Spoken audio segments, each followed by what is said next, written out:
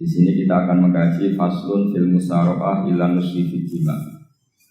Bab seharusnya ngambil sikap cepat, musara'ah itu ngambil sikap cepat untuk menyelamatkan mengalirnya darahnya orang Islam. Di sini Imam Izzuddin Abi Salam mengambil ayat wajah rajulun min aqsal Madinah yas'a qala ya Musa innal mala ya'tamiruna bika liyaqtuluka fakhrus inni laka minan nasihin. Beliau memberi penjelasan wa kadzalikal musara'atu fi amrin diniyyin yuqafu fawtu. Jadi begini ya, kalau dalam fikih Islam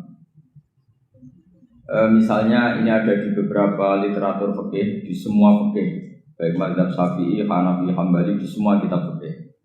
Misalnya ada orang mau masuk Islam, terus konsultasi sama ustadz atau sama kiai, Pak saya mau masuk Islam, kamu nggak boleh ngambil sikap monggo ngeteh dulu, tidak boleh. Atau apalagi diajak ngobrol dulu, karena 5 menit kita mempersilahkan ngopi dulu itu artinya dianggap kita membiarkan dia dalam keadaan kafir 5 menit dan kita dianggap ikut tanggung jawab. Sehingga di bab ada ulama yang ngebabkan itu sampai di bab murtad. Termasuk murtad adalah orang yang dimintai mensyahadatkan non muslim kemudian disuruh ngopi dulu atau enggak. Karena dianggap pembiaran sekian menit masih berstatus kafir. Jadi ibaratnya gini ya, kalau kita mungkin baru bapak-bapak baru pakai celana pendek terus ada orang kecelakaan di jalan, saya tak pakai baju dulu, nanti baru kamu saya selamatkan. Itu kan naif. Kalau begitu saja naif, apalagi orang yang kafir kemudian pas mau minta disyahadatkan kita bilang monggo mandi-mandi dulu, ngeteh-ngeteh dulu. Berarti ada pembiaran sekian menit, dia masih berstatus. Artinya begini, kalau dia saat itu kok dimatikan oleh Israel berarti mati dalam status kafir. Dan kita ikut tanggung jawab karena harusnya bisa Islam andai kan kita mensyahadatkan saat itu juga. Jadi itu bab-bab yang dianggap ekstrim dalam kutubil fikih, bab-bab fikih. Makanya dalam kitab fikih, saya berkali-kali ada non-muslim mau bersyahadat ke saya. Itu saya bilang ke santri-santri saya, saat itu juga harus kamu ajarin, meskipun pakai bahasa Indonesia. Yang penting status kafirnya apa? Iya. Baru setelah itu ada hukum sosial ya, mungkin kita nawarin teh atau kopi atau apa. Makanya di sini dibabkan bab seseorang harus tergesa-gesa atau bercepat-cepat atau ngambil sikap bergegas untuk melakukan kebaikan. Terus ayat kedua yang dipakai Izzuddin bin Abi Salam itu begini. Ketika Allah mensifati orang munafik, status orang munafik itu apa? Wa idza qamu ila sholati qamu kusala. Mereka kalau dipanggil untuk sholat, dia berangkat tapi itu salah cara malas-malasan. Sehingga untuk menunjukkan kita loyal sama Allah, itu ya paling tidak ada sikap di atas rata-rata. Makanya ada sa'i, ya, lari-lari kecil, tawaf juga disunatkan ada lari-lari kecil. Disebut ar-romal itu lari-lari kecil untuk menunjukkan bahwa kita loyal sama Allah itu tidak sak kobre cara Jawa. Nah itu dibabkan sendiri. Jadi beda antara tergesa-gesa sama ekspresi serius. Jadi musara'ah itu ya kira-kira kan nggak mungkin lah kita dipanggil rektor atau kiai atau orang tua kita terus jalan leha-leha itu kan nggak mungkin. Apalagi ini yang manggil Allah Subhanahu wa ta'ala. Makanya dibabkan faslun fil musara'ah ila nusyi fid dima. Nah, contoh yang diambil di sini begini. Ketika ada debat terbuka antara Fir'aun dan Musa, saya ulang lagi, ada debat terbuka antara Musa dan Fir'aun. Kan Nabi Musa datang ke Fir'aun.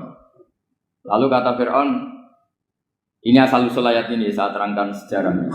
Kata Fir'aun, lalu kalau kamu tidak nuhankan saya, Tuhan kamu siapa?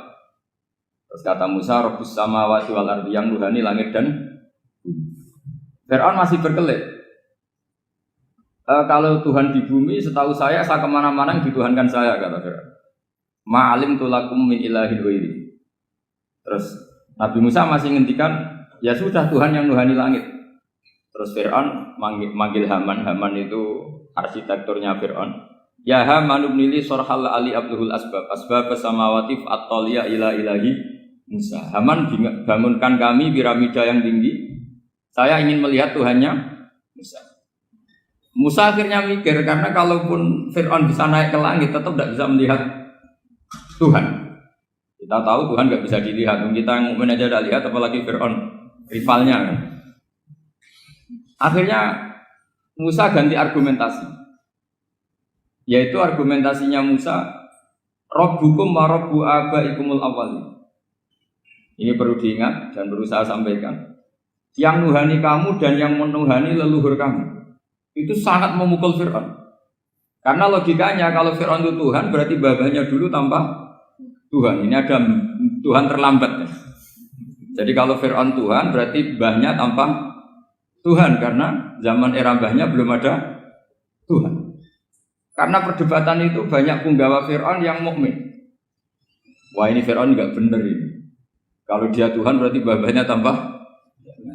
Karena kalau iman itu akan diadili, akan dieksekusi, maka orang ini berstatus rajulun mu'minum min ali fir'aun yaktumu imanah. Maka di Quran diterangkan wa qala rajulun mu'minum min ali fir'aun yaktumu imanah. Ada seseorang yang iman tapi menyembunyikan iman. Lah orang ini selalu ikut rapat di rapat-rapat penting Fir'aun, termasuk rapat ketika Fir'aun dan para tentaranya memutuskan membunuh Musa. Karena dia ikut rapat dan eksekutornya besok disuruh menangkap Musa, orang ini malam itu juga nemuin Musa. Nemuin Musa terus bilang innal mal ayat tamiruna bika liyaqtuluka Musa. Rapat tadi malam memutuskan kamu besok dibunuh, maka kamu harus bergegas meninggalkan Mesir. Nah, dari kesimpulan itu, dari cerita itu kemudian diambil secara hukum fikih bahwa untuk menyelamatkan darah harus sah, harus bergegas. Andai kan Musa itu kok sak kobre, sak sempate, maka keburu. Andai kan ini rojul ini tadi, orang tadi penasihat tadi, kok sak kobre ya, maka berarti Musa terlanjur tertang. Jadi itu pentingnya ulama ya. Jadi cerita yang linier, cerita yang seakan-akan cerita di tangan ulama tetap menjadi al-ahkam al-fiqhiyah, menjadi ketentuan-ketentuan apa? Oke. Jadi yang diambil di sini adalah lelaki tadi yang ikut rapat jadi bergegas menemui Musa, memberitahu kalau kamu besok mau dieksekusi, fakhrus, maka kamu harus secepatnya keluar dari Mesir untuk menyelamatkan diri. Terus oleh Syekh Izzuddin bin Abi Salam dibabkan bab harus tergesa-gesa menyelamatkan darahnya orang apa? Islam. Jadi ini penting saya sampaikan. Jadi al-qasas ya, semua cerita di Quran itu tidak sebagai cerita, karena Quran tidak ingin melahirkan pendongeng, tapi harus menjadi ibrah, menjadi teladan. Jadi makanya terus di kitab-kitab ulumul Quran diterangkan al-qasas ya, beberapa cerita di Quran adalah semuanya menjadi ketentuan fikih. Saya ulang lagi ya, semua cerita yang ada di Quran itu menjadi ketentuan fikih, meskipun alurnya apa? Cerita. Kayak tadi kan alurnya cerita bahwa lelaki ini bergegas nemui Musa supaya Musa cepat keluar dari Mesir. Terus dibabkan babul musaroah ila musifid. Saya teruskan. Wa kama la ra'ayna ma yaqtulu musliman law tabtu'u alaihi laqata lahu fal musaroah ila takhrisihi min wajibatun. Idlaisal unatu mahmudatan fi kulli syai'in falaha mawaqinu tuhmatu fiha wa mawaqinu tudamu fiha wa kadzalika al-musara'ah wal lain wal dhilta wa ghairuhuma. Nas'alullaha ay waffiqana lil amal fi ta'ati fi mawaqi'iha wa madhaniha. Terus cara berpikir ulama, saya pernah baca dalam satu sejarah ulama besar namanya Sufyan Ats-Tsauri. Sufyan Ats-Tsauri itu menjadi wali itu gara-gara kalau sholat di masjid itu beliau datang sebelum adzan. Saya ulang lagi, beliau datang sebelum adzan. Ditanya, kenapa kalau kamu datang sebelum adzan? Saya ini gak ingin jadi hamba yang buruk. Hamba yang buruk atau pembantu yang buruk adalah setempe nunggu dipanggil. Misalnya kita tahu majikan kita pasti manggil jam 7. Kemudian jam 7 itu Anda masih ngopi, masih tata-tata, itu kan tidak menghormati majikan. Harusnya kamu setempe di jam yang saat itu pasti majikan Anda memanggil. Kata beliau, saya tidak ingin seperti pembantu yang buruk. Datang nunggu apa? Dipanggil. Jadi itu ada beberapa spirit atau inspirasi dari aturan-aturan mahabbah. Sebab itu ketika Allah kritik orang munafik, wa idza qamu ila sholati qamu kusala, ketika dipanggil sholat mereka datang bermalas-malasan. Karena ada cintanya sama Allah, maka datang berlambat-lambat. Nah, berarti kalau ekspresi cinta mengharuskan kita datang bercepat. Makanya dalam istilah lain di Quran ini termasuk balaghatul Quran. Di juz 25 itu istilah menuju Allah itu fafirru ilallah. Kita tahu firar itu maknanya lari apa jalan biasa? Lari. Jadi untuk mengekspresikan mahabbah kita, kangen kita pada Allah. Cara bahasa Arab, isyak kita, berontok kita sama Allah, tidak diistilahkan jalan tapi fafirru ilallah, harus bergegas berlari. Begitu seterusnya. Maka kalau ada orang Islam terus ini konsekuensi hukum. Ada non Muslim minta, Pak Bah, saya tolong ajarkan syahadat. Nggak boleh saya bilang gini, monggo ke dalam dulu. Padahal perjalanan ke rumah saya misalnya setengah jam, nggak boleh. Saat itu meskipun sambil berdiri-diri harus kita tauhidkan. Kamu yakinnya Allah itu satu, Tuhan Allah, harus. Karena kalau ada perjalanan ke rumah 5 menit terus dia kecelakaan, belum syahadat, statusnya mati apa?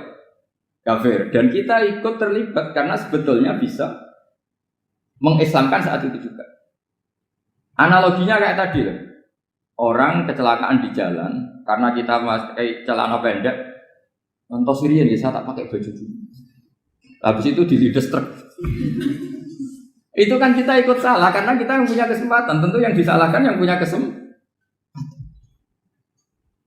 Karena merubah status dari potensi kelides truk menjadi sama sekali gak potensi kelides truk dengan kita inggirkan meskipun kita dalam keadaan tidak ideal. Sama, orang kafir yang mau masuk Islam itu umumnya kiai-kiai kan kadang sebagian disuruh mandi dulu, itu salah sebetulnya. Itu salah sekali. Sangat salah. Apalagi nunggu seremonial di masjid, nunggal toko-toko itu bujutnya salah. Itu gak cuma salah, bujutnya salah. Jadi salah yang akut. Itu salah besar ya. Kalau seremonial monggo, tapi kalau mengislamkannya harus saat apalagi seremonial seminggu lagi nunggu tokoh terkenal, nunggu disyuting dulu, wah itu perilaku so itu bukan mengislamkan itu. Makanya kita yang sebagai peneliti fikih itu kadang itu enggak serg gitu. Masa mau Islam nunggu di masjid dulu, disyuting dan tokoh-tokoh itu salah. Itu sama dia kamu lihat orang kecelakaan mau menyelamatkan, ini ada wartawan enggak ya? Minta disyuting dulu sedang mati ini. Jadi kita normal saja dalam Islam, sesuatu yang mendesak, yang emergensi ya perlakuannya harus cepat. Sehingga dibabkan faslun fil musaroah ila nusifid fiddin. Jadi ada beberapa contoh di Quran memang aturannya seperti itu. Makanya semua redaksi Quran tentang menuju Allah diredaksi fafirru. Makanya di tawaf ada ekspresi romal jalan agak cepat. Di sa'i juga ada momen-momen kita harus romal berjalan cepat. Di beberapa aturan juga seperti itu. Ya saya ulang lagi, di beberapa aturan Islam juga seperti itu. Nah sekarang efek di hukum haji. Kita banyak baca literatur haji. Haji dalam aturan Islam itu wujuban tarohian, wajib yang tidak langsung mendesak. Kemudian semenjak ada fakta kita harus nunggu, daftar tunggu. Itu kita sebagai ahli fikih itu gampang. Misalnya gini, saya umur 20 punya uang, sekarang berapa daftar? 25 juta ya. Saya umur 20 punya uang 25 juta. Saya jomblo misalnya, ya butuh nikah, ya butuh macam-macam. Itu wajib daftar haji apa enggak? Karena kalaupun daftar nunggu 20 tahun. 20 tahun kan asumsi umum masih umur 40, masih hidup lah kira-kira sebenarnya. Nah sekarang kalau ada orang umur 50 tahun punya uang 25 juta, menurut Anda wajib daftar saat itu apa enggak? Mau daftar saja bisa game gitu. Dan kalau misalnya umur 50 ditambah 25 kan 75. Itu kalau orang sumpah sudah cepat mati itu. Maka itu menjadi pertanyaan, apakah fikih ini kita rubah? Karena dulu kan orang itu longgar semua. Karena haji zaman Nabi pun tidak langsung dilakukan saat pertama diwajibkannya haji. Jadi Nabi punya sisi unik. Pertama ada tahun diwajibkannya haji, Nabi tidak langsung haji. Sebab itu ulama berkesimpulan kalau wajibnya haji tidak langsung. Maka fikih itu memang unik. Sholat juga gitu. Ada istilah begini dalam sholat.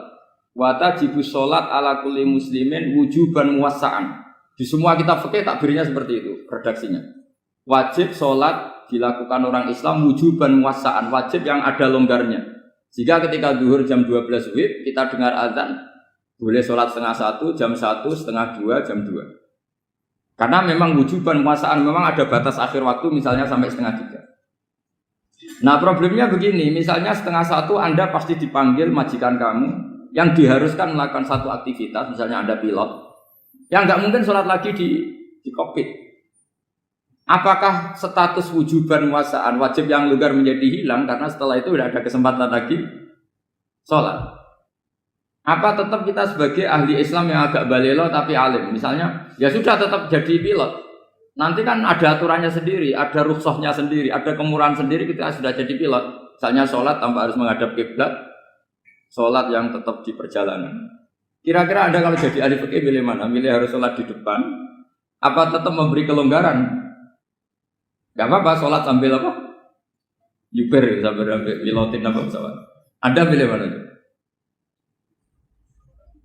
Karena kalau konstitusi ilmu itu memang harus ada, dengan tanda kutip ya, memang harus ada nakalnya. Kalau nggak nakal malah gak sah. Memang unik ilmu itu.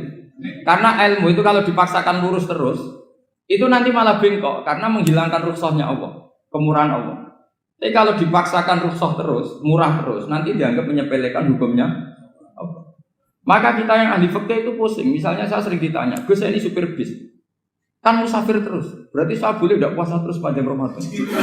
Coba kalau ada jadi ahli fikih mesti bingung. Mau boleh, ya boleh terus supaya orang nggak peduli sama Ramadan. Mau mengatakan wajib puasa, kayak nggak peduli dengan kemurahan Allah yang membolehkan musafir tidak puasa. Coba loh, Anda jangan jadi ekstremis yang misalnya bantah tok, protes tok, ini kan. Jadi memang mengkaji ilmu itu, ya makanya dengan tanda kutip itu harus ada nakal. Tapi nakal yang baik, bukan nakal. Nakal itu kalau bahasa Jawa itu kan tidak harus dosa. Seperti anak kecil, menek-menek itu, tuh bocah kok nakal. Padahal anak kecil menek itu haram dah. Enggak kan? Malah orang tuanya yang bentak itu yang haram. Yang nakal betul ya ibunya yang bentak cerewet itu, karena ibunya orang yang sudah mukallaf, sudah tua, salah langkah yaitu Kalau anaknya naik meja itu ya sebetulnya bahasanya tidak nakal, lucu. Oh jelas pinter conggo iso munggah meja, harusnya diapresiasi. Tapi rata-rata ibu semua akal mecah gelas. Malah boe malah mecah tabungan. Bapaknya marah tukang nguras tabungan. Sebetulnya senakal-nakalnya anak kecil itu nakal orang tuanya, itu pasti. Karena ini sudah kena khitab, sementara anak-anak belum kena. Saya pernah punya tamu, karena di tradisi Kiai itu sering punya tamu. Bapak ibunya itu kultus sama Kiai, bentak anaknya disuruh salim sama saya. Anak kecil kan nggak mau jalan-jalan terus, marah. Tak marah orang tuanya tak marahin. Yang dosa itu kamu bentak anak-anak. Kalau anak kecil itu kena diskon rufi al-qalamu an salasin, di antara aturan Islam apa? Tidak ada keharusan bagi 3 orang. 1 anak kecil sampai balik, 2 orang tidur sampai bangun, 3 orang gila. Artinya anak kamu itu tidak kena khitab untuk sopan sama kamu. Kamu yang kena khitab baru sopan sama anak-anak. Nah ini ada Jawa itu kadang keliru. Jadi orang tua itu marah-marah memaksakan anaknya sopan. Padahal Allah memberi diskon anak kecil itu belum wajib sopan. Gak apa-apa ada tamu naik-naik gitu. Asal masih anak kecil. Makanya Rasulullah ketika beliau sholat sujud itu Hasan Husain itu naik. Cara Jawa Nabi itu 3 tumpahan. Semua riwayat mengatakan Nabi itu diam saja, gak berani ngangkat. Sampai sahabat itu ada yang ngomong, ini Nabi sujud lama sekali ada apa? Jadi kita punya riwayat itu ya baru kayak sahabat yang agak nakal. Semuanya itu sujud, tapi bareng di atas rata-rata ada sahabat yang belakang ngomong, siapa tuh ini sujud kok lama? Barokahnya itu ditemukan riwayat, oh ono putune tuh.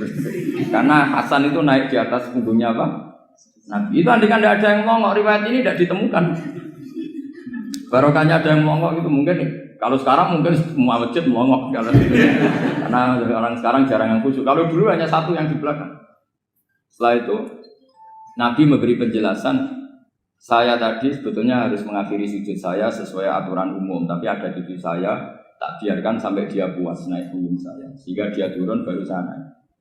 Filosofinya apa? Begini, anak kecil 1 tidak kena khitab. 2, jangan sampai sholat itu jadi problem. Kalau Nabi nyentak Hasan, membentak, putu ono bae sholat kok diganggu, maka sholat menjadi trauma. Gara-gara sholat bahasa bentak saya. Lama-lama anak ini trauma dengan sholat karena dianggap problem. Makanya saya termasuk kiai nggak berpendapat anak kecil nggak boleh di masjid.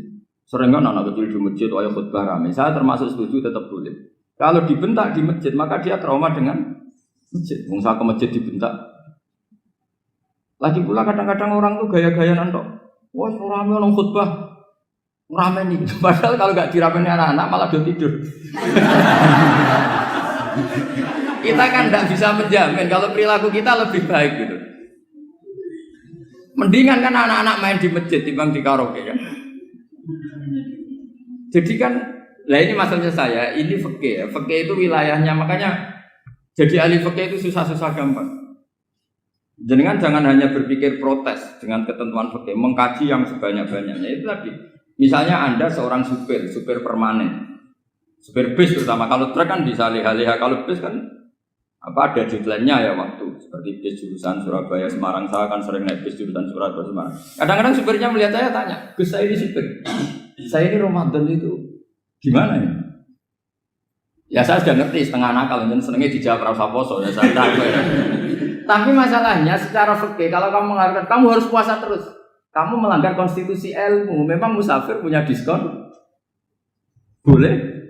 Tidak puasa. Pertanyaannya, bayarnya kapan? Nung Syawal ya nyupir lagi, Dzulqa'dah nyupir lagi, nanti sampai Ramadan ya.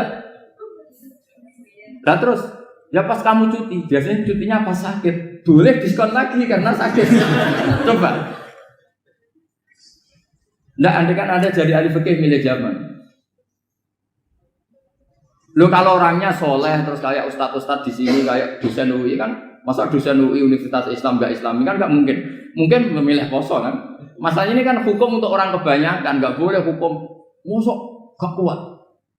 Bu, sahur jam 3:30 ngombe vitamin pokoknya harus kuat. Itu udah hukum, itu saran. Hukum itu beda dengan saran. Hukum itu hanya berpijak musafir itu boleh store.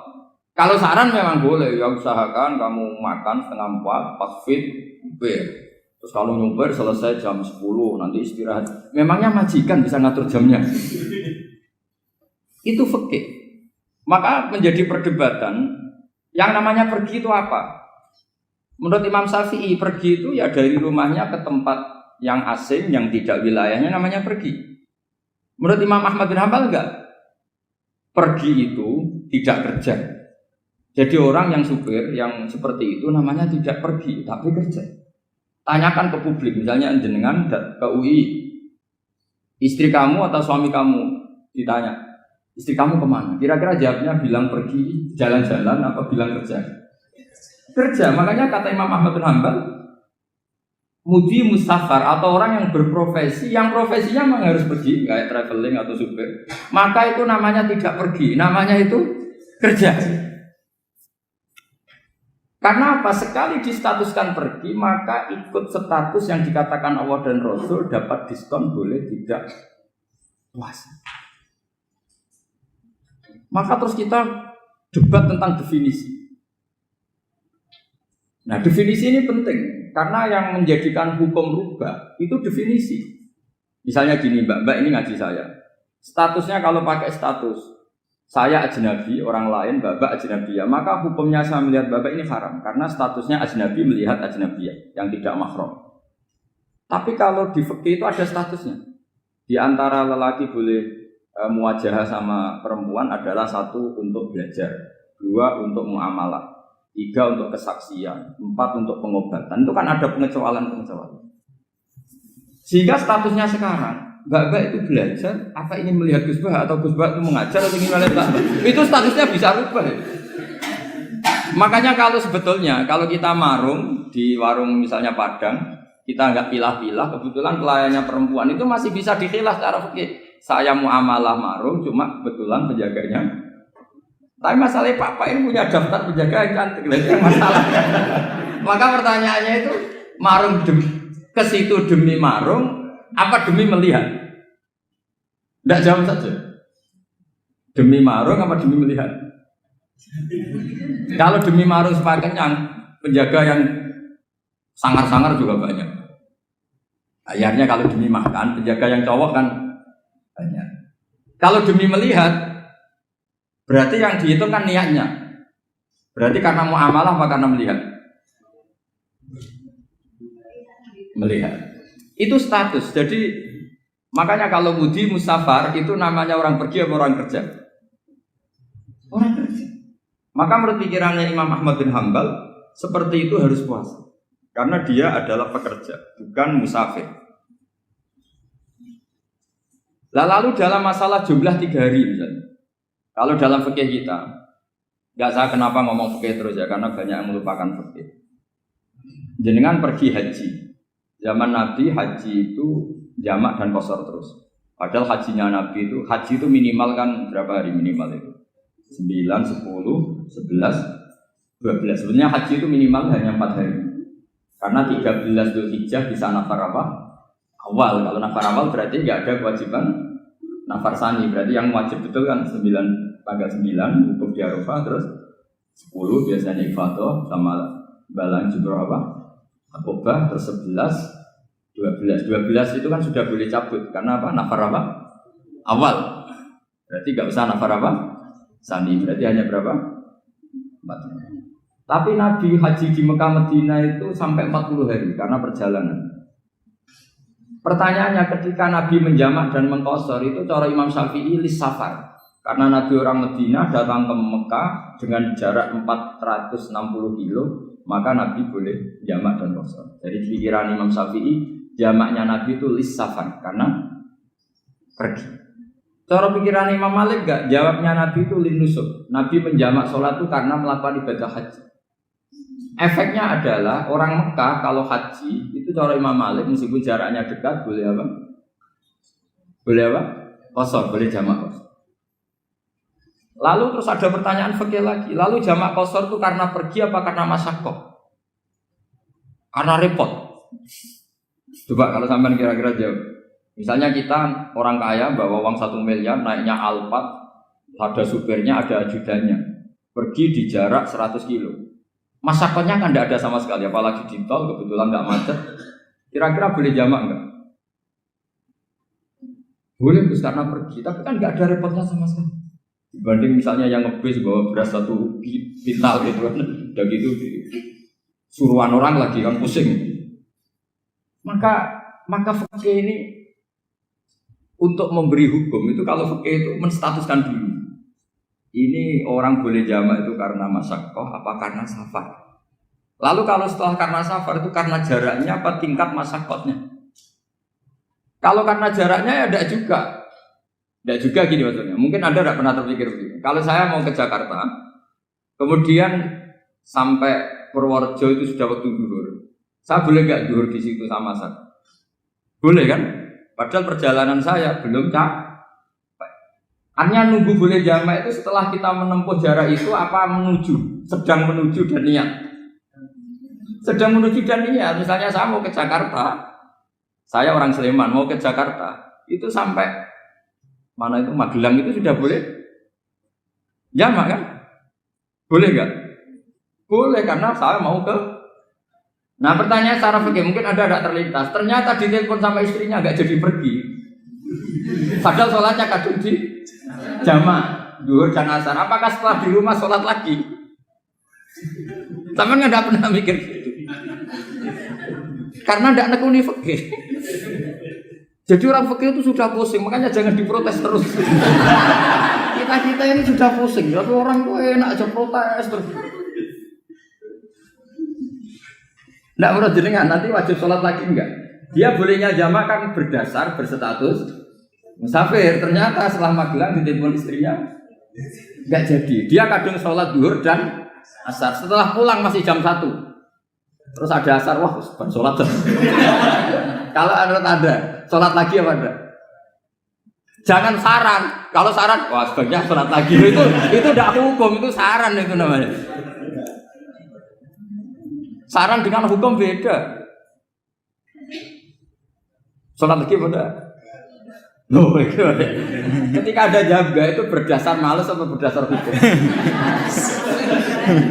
Apa?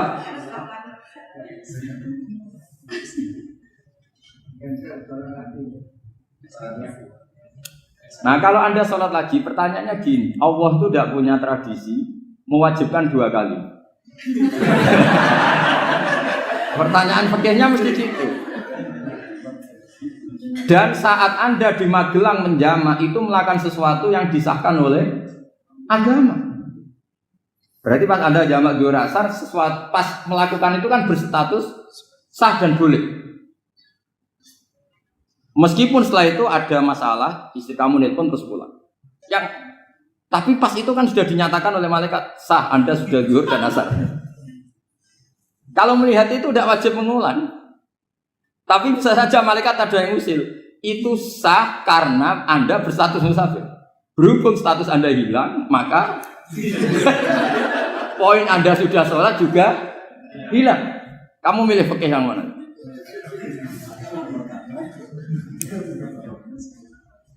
Jadi peneliti fikih itu beda dengan orang-orang yang mendengarin protes. Beda karena nengkuni. Nengkuni itu beda karena ada konsekuensinya. Makanya fikih itu sampai saya punya kitab fikih itu dikarang satu orang itu jumlahnya 20 jilid. Per jilid itu segini. Jadi satu meja ini dikarang satu orang. Itu mulai yang presisi, yang detail sampai yang khayal. Yang khayal juga ada. Yang khayal itu tadi beliau banyak menghayalkan gini. Suatu saat Anda datang ke Mekah itu hanya butuh waktu 20 menit. Zaman itu belum ada pesawat. Lalu boleh gak jamak? Boleh gak nakal? Nakal itu begini. Sama orang kaya punya jet pribadi. Misalnya ada Ronaldo masuk Islam, orang kaya. Itu bisa gak puasa? Karena begini. Misalnya dia contohnya orang Arab. Orang Arab, jangan orang. Nah, contohnya itu dibalik saja. Di sini itu kalau imsak jam berapa? Coba. Imsak Ramadan jam berapa? 3:30 aja biar aman ya. Kalau 3:30 kan masih imsak. Dia terbang ke Mekah. Jadi orang sini puasa jam 5 kan mulai puasa. Dia terbang ke Mekah kan masih malam. Makan terus dia. Mekah mau ada matahari terbang lagi ke barat. Karena dia menghindari berstatus puasa. Atau sebaliknya dia orang Mekah jam 12 puasa. 12 siang puasa. Dia, wah kalau 6 jam lagi buka, bisa berapa saya? Terbang ke Indonesia. Ke Indonesia terbang baru 1 jam, di sini sudah buka. Itu khayal. Jadi itu ada khayalnya. Itu lama dulu, sebelum ada pesawat sudah mengkhayal gitu. Bolehkah orang yang di Masyrik ke Maghrib demi itu? Kalau Anda jadi Raja Salman, jam 1 kok sudah nggak kuat apa?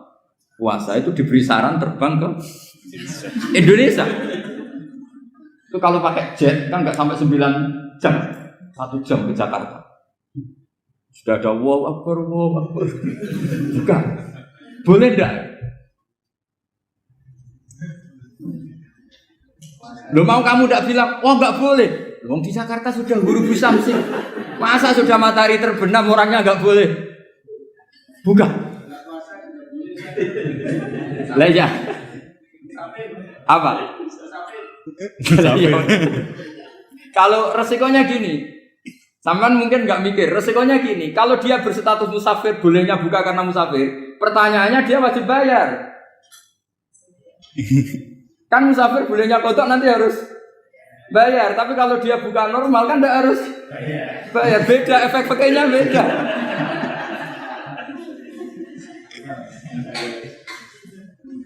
Sama jangan protes, Gus Baik gimana mau ngaji malah tidak senang. Ini kan ngajinya para dosen, para pegawai. Jadi harusnya itu jadi mufti, ngaji untuk jadi mufti. Bukan ngaji untuk mendengarkan. Jadi makanya saya mohon jangan sering protes sama ulama. Ulama sudah pusing. Karena efek-efek hukum itu tidak gampang. Kayak tadi misalnya, kalau dia boleh buka atas nama musafir, resikonya wajib bayar. Masalahnya Raja Salman ini mau enggak gitu. Dia inginnya. Maka pertanyaannya itu kitab yang milik saya tadi yang 20 jilid tadi. Ulama itu mulai dulu sudah membayangkan bagaimana kalau suatu saat ada satu kendaraan. Kenapa ulama bisa membayangkan itu? Karena ada buruk. Meskipun mereka enggak numpak buruk hanya Rasulullah, tapi kan bisa membayangkan ada toyul waktu. Waktu itu bisa dilipat. Karena ulama dulu ahli astronomi, jadi bumi itu bulatnya gini, muternya gini. Berarti suatu saat ada satu ilmu di mana orang ngambil satu posisi terus melewati toyul waktu, ngalami lintasan waktu. Mulai dulu itu sudah dibicarakan. Pertanyaannya lalu status orang ini kayak apa? Misalnya tadi orang Mekah ingin cepat buka terbang ke Indonesia. Orang Indonesia menghindari imsak, misalnya 3:30, dia belum sahur. Wah, kalau saya di Indonesia ini sifatnya sahur. Wah, saya tak terbang ke Mekah. Enak kan terbang di Mekah ternyata masih jam 8. Wah, bisa makan sepuasnya jam 8 malam tentunya jam 20. Kan enak dia. Bar wareg balik ning Indonesia terus jam 1 siang. Jam 1 siang kalau ingin cepat buka terbang ke timur. Langsung buka. Berarti dia kira-kira puasa aja 3 jam. Tapi terus ya mungkin kalau sampean, lah apa Gus sudah repot-repot ngono tinggal turu ndelok sinetron kok buka dhewe. Itu tidak hukum, saran itu namanya apa? Kalau hukum tetap tadi yang dikatakan puasa adalah imsak, mulai jam imsak sampai hurubus. Lalu pertanyaannya lagi, hurubus samsi sampai imsak itu konversi jam apa nyata-nyata hurubus samsi? Kalau yang diliwati khatul istiwa itu nyata, fi'lan. Kalau dalam bahasa Arab fi'lan awaqiyah. Tapi kalau Anda orang kutub, saya sering kirim-kiriman surat sama mufti-mufti yang ada di Timur Tengah, di Eropa, konsultasi maksudnya. Orang kutub itu kan tidak ada matahari, tidak ada apa-apa. Jika kalau Anda baca kitab di kutub, mesti Gus Bak jarang pembohong. Misalnya orang kutub ngaji saya, kamu harus subuh sebelum matahari terbit. Sekali matahari terbit, waktunya hilang. Duhur setelah matahari agak ke barat. Asar kalau matahari terbenam, hilang waktunya. Mesti mereka mesti bilang, mataharinya di mana? Maka pertanyaannya, boleh gak mengkonversi waktu untuk orang kutub? Jadi misalnya pola umum subuh jam 4:30. Berarti antara subuh dan qadha itu 1,5 jam. Subuh sama duhur polanya berapa berarti? Kalau 4:30 sampai jam 12 itu 6 sama 7,5. Berarti ya kira-kira habis subuh nunggu 7,5 jam baru duhur, nunggu 3 jam baru asar, nunggu 3 jam baru maghrib. Berarti waktu puasa kira-kira antara jam 4 sampai jam 6. Berarti berapa jam itu? 12 sama 2 14. Oke, berarti orang kutub harus puasa 14 jam. Tidak bergantung waktu mata. Tapi ada lagi pertanyaan lucunya gini, lalu 14 jam Gus itu dimulai dari mana? Apa asal 14 jam? Apa harus ada konsensus setarnya? Masih ada PR lagi. Menurut kamu gimana? Ada konsensus setarnya dimulai jam 4 dini hari. Apa asal jumlahnya? Imsak 14. Mikir lagi kan? Itu di Denmark itu ada satu musim di mana siang terus sampai sekian bulan. Siang terus sampai orang sana itu capek. Kenapa ada siang terus? Logikanya kan tadi bumi itu bulat-bulat. Saya juga belajar falak, belajar astronomi. Kalau tepaan kamu di sisi yang barat agak utara atau agak selatan, matahari ini nyentrong terus. Jika bumi molak-malik ya kamu kesentrong terus karena kita ini kan tepaan di katulis istiwa, di khotul istiwa. Sebenarnya khotul istiwa itu bahasa Arab dari kata khotul istiwa. Khotun itu garis, istiwa itu tengah. Lah, Islam itu oleh Allah memang dipilih di tempat paling top yaitu Mekah. Mekah Ka'bah itu surratul ardi. Jadi sebelum ditemukan ilmu astronomi itu Nabi sudah ngendikan Al-Ka'bah surratul ardi. Ka'bah itu pusarnya bumi. Jika di Ka'bah itu satu-satunya area yang terbebas dari medan magnetis. Karena dari utara dan selatan benar-benar di tengah. Maka potensi jam paling akurat di dunia itu ya hanya jam yang di Mekah itu. Karena apapun akuratnya teknologi di Amerika atau Jerman, karena jam itu dari logam tetap ketarik medan magnetis, entah berapa 00, tetap kena. Misalnya jam di Jerman, lebih dekat mana kalau Jerman? Mesti ketarik medan magnetis, entah berapa kadarnya. Karena materi jam dari logam. Sementara di Mekah karena di tengah itu terbebas dari medan magnetis. Nah, sehingga yang segaris dengan Mekah kayak Indonesia itu semuanya khotul istiwa. Nah kalau khotul istiwa normal itu artinya ya 12 siang secara umum ya 12. Sehingga ulama Indonesia kalau ngaji itu lebih gampang, lebih tidak dianggap bohong. Karena ya ada terbitnya matahari, ada zawalus syamsi, ada hurubus syamsi. Coba kalau kitab itu Anda baca di kutub utara sama kutub selatan. Murid kamu bingung semua. Ini gimana Ustadz, tidak ada matahari kok semuanya diukur pakai matahari. Lalu pertanyaannya dikonversi kan? Pertanyaannya kalau dikonversi pakai apa? Asal 14 jam, apa harus sepakat dimulai jam berapa? Milih mana? Milih sepakat. Pertanyaannya kalau sepakat, ukurannya siapa yang jadi ahlul halli wal aqdi?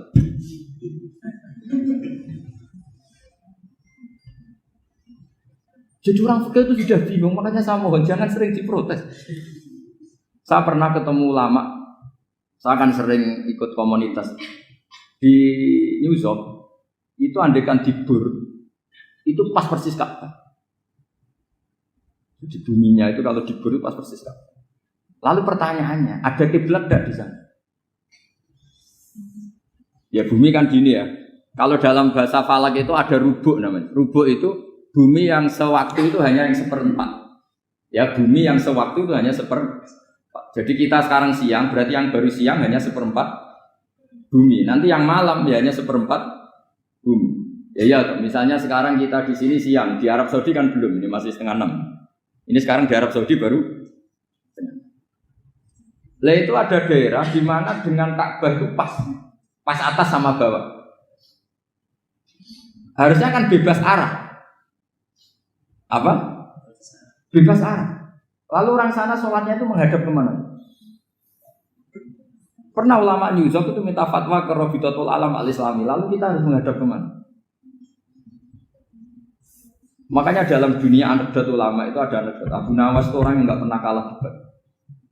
Dia tuh terkenal nggak pernah kalah debat. Tapi dia ada ilmuwan.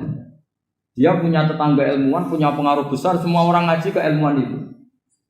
Mantelnya bukan main, karena dia ahli falak, ahli astronomi. Mau nandingi dia tidak bisa, nggak nandingi itu reputasinya jatuh. Orang itu berteori kalau bumi itu bulat-bulat. Kalau kamu jalan ke sini, maka akan ke titik yang suatu saat si profesor ini kemalingan, terus minta tolong Abu Nawas rumah saya kemalingan.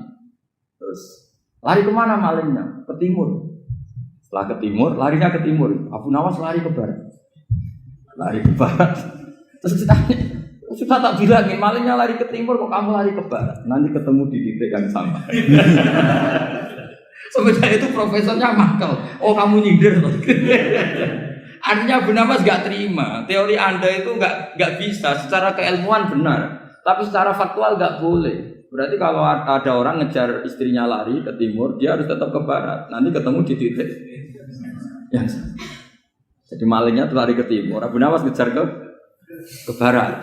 Ketika ditanya profesornya, saya bilangin malingnya tuh lari ke timur, kenapa ada ke barat? Kata Anda nanti ketemu di titik yang sama, karena bumi bulat-bulat. Nah pertanyaannya gini, lalu kalau yang segaris itu ada arah enggak? Kayak New York tadi. Menurut kamu tetap berkiblat apa enggak usah? Loh kalau yang rubuk jelas. Loh gitu, kalau rubuk begini loh, misalnya begini, terus kamu di sini sama sini kan masih ada arah. Tapi kalau sini sama sini masih butuh kiblat enggak? Lalu sama enggak usah protes, orang fikih sudah pusing, enggak usah diprotes. Karena yang dipikir itu macam-macam. Nah ya makanya ini kan, ini mengkaji ya saya mohon. Ya kayak tadi ini mengkaji saya mohon saya cukupkan sekian. Sementing apa ya kita ada respeknya lah sama ulama. Jadi ulama itu susah, mikirnya susah, harus tanggung jawab di depan Allah, di dunia diprotes terus. Ya saya kira demikian. Assalamualaikum warahmatullahi wabarakatuh. Ya satu aja. Ini waktunya. Atau dua enggak apa-apa, dua aja. Terima kasih Ustaz Baudin. Ke sesi selanjutnya yaitu tentang tanya jawab. Kami kasih waktu dua penanya. Dua penanya dan dua pertanyaan. Kadang satu langsung tiga. Ya silakan Pak dan Pak Sus.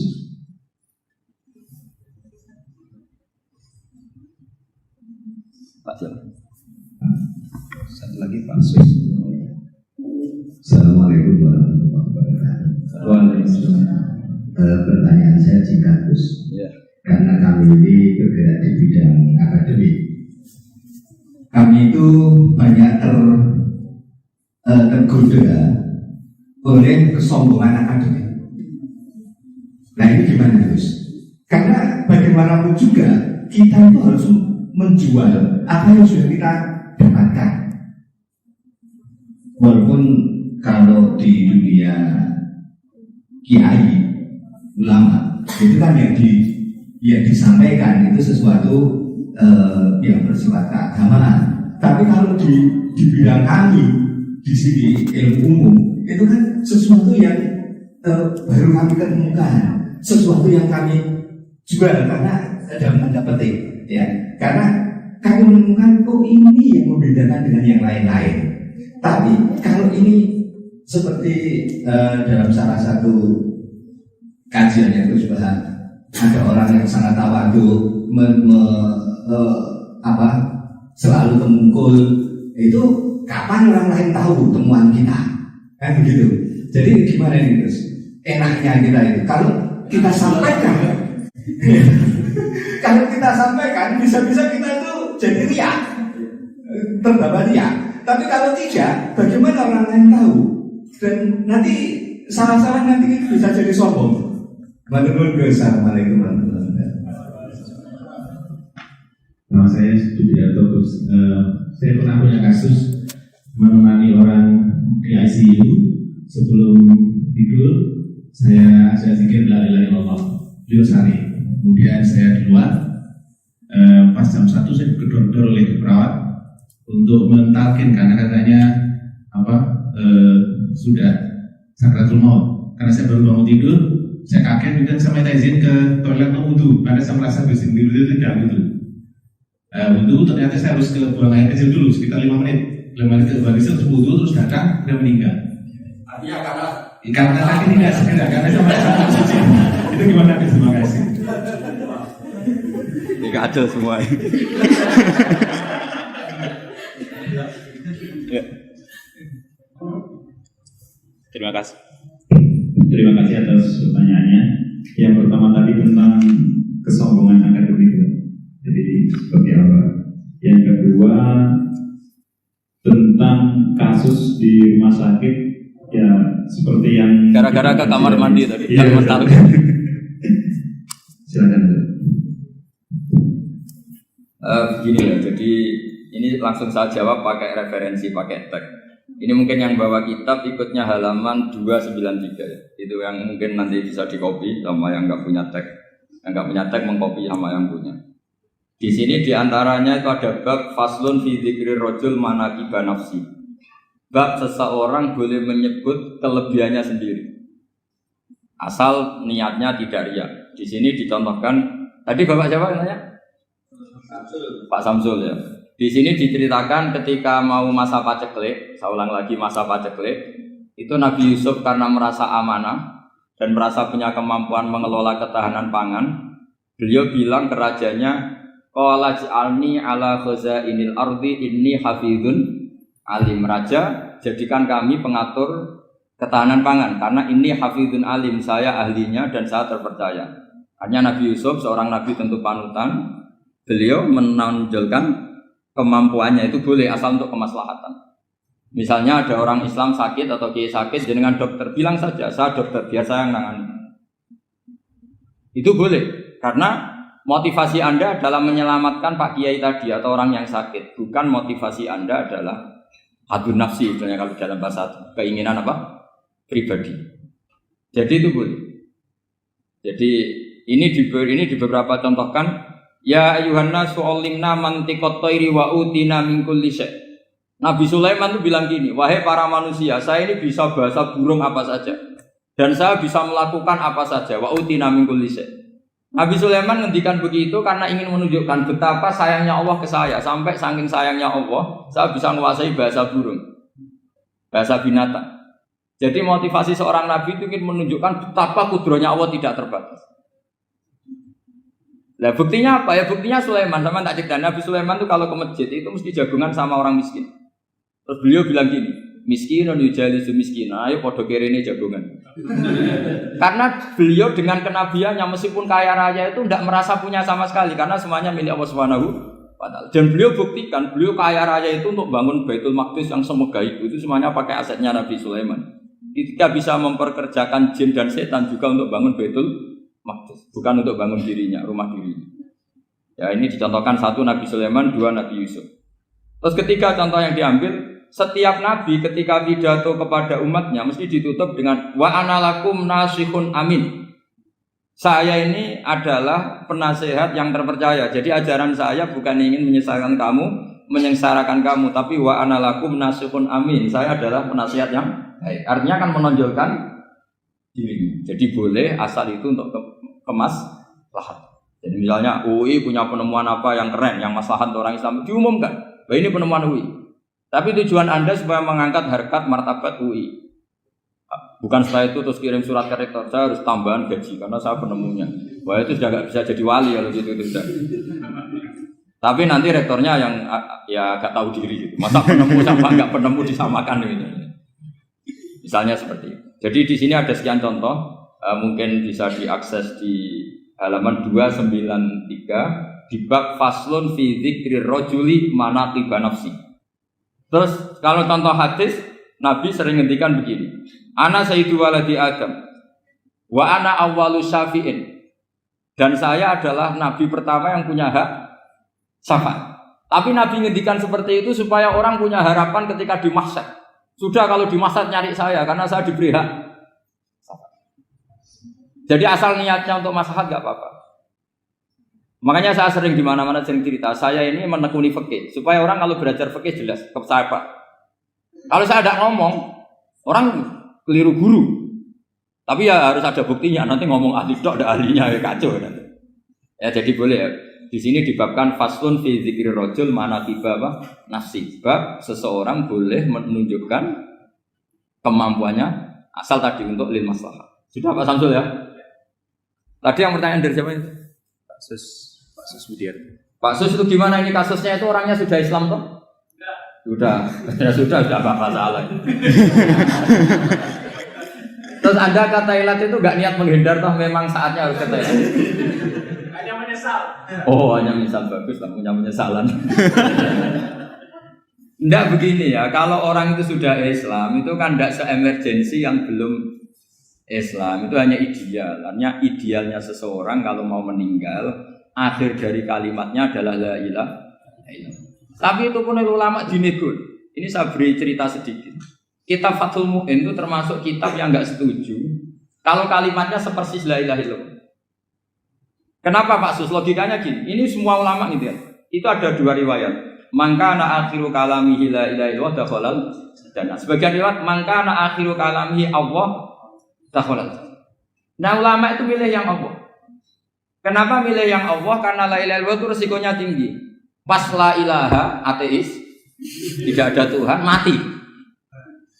Maka ulama tradisinya guru-guru kita kalau ada orang mau mati yang sudah akut itu hanya ditalkin Allah, karena ini lebih tidak berisiko. Tapi kalau la ilaha illallah pas la ilaha belum illallah mati.